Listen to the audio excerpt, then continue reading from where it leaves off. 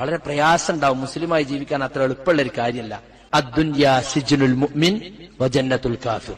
ദുനിയാവ് സത്യവിശ്വാസിയുടെ ജയിലാണ്, സത്യനിഷേധിയുടെ സ്വർഗവും. നമ്മൾ കല്ലിൽ കൊത്തിവെച്ച പോലെ മനസ്സിലുണ്ടാകേണ്ട ഒരു ഹദീസ് അത്, സഹോദരിമാരും സഹോദരന്മാരും. കണ്ടാ, ദുനിയാവിലെ ജയില് എന്ന് പറഞ്ഞാൽ എന്താ? ഒരു സ്വാതന്ത്ര്യം ഉണ്ടാവില്ല.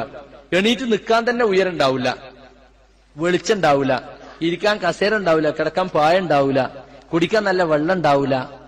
അങ്ങനെ പല തരത്തിലുള്ള അസ്വാതന്ത്ര്യങ്ങൾ അവിടെ ഉണ്ടാവും. ഇതുപോലെയാണ് യഥാർത്ഥ ഇസ്ലാം മുറുകെ പിടിച്ച് ജീവിക്കുന്ന ഒരാളുടെ അവസ്ഥ.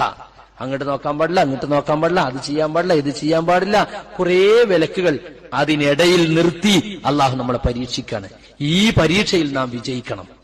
വലത്തോട്ടും ഇടത്തോട്ടും ചായാതെ റസൂലുള്ളാഹി നേർവര വരച്ചല്ലോ, ആ വരയിൽ നാം പോകണം. അപ്പുറത്തും ഇപ്പുറത്തുമുള്ള വരകളിൽ ഇരുന്ന് പിശാച് നമ്മളെ മാടി മാടി വിളിക്കുകയാണ് സിറാത്തുൽ മുസ്തഖീം നമ്മളെ തെറ്റിക്കാൻ വേണ്ടി. നമുക്ക് നല്ല മനക്കരുത്തും ഉറച്ച ദൃഢമായ ഈമാനുമില്ലെങ്കിൽ തെറ്റിപ്പോകാവുന്ന ഒരുപാട് സാഹചര്യങ്ങളുണ്ട്. റസൂലുള്ളാഹി സ്വല്ലല്ലാഹു അലൈഹി വസല്ലം ദുആ ചെയ്തിരുന്നു, എന്ത്? യാ മുഖല്ലിബൽ ഖുലൂബ് സബ്ബിത് ഖൽബി അലാ ദീനിക്. ഹൃദയങ്ങളെ മാറ്റിമറിക്കുന്ന അല്ലാഹുവേ, എന്റെ ഹൃദയത്തെ നിന്റെ ദീനിൽ ഉറപ്പിച്ചു നിർത്തണേ.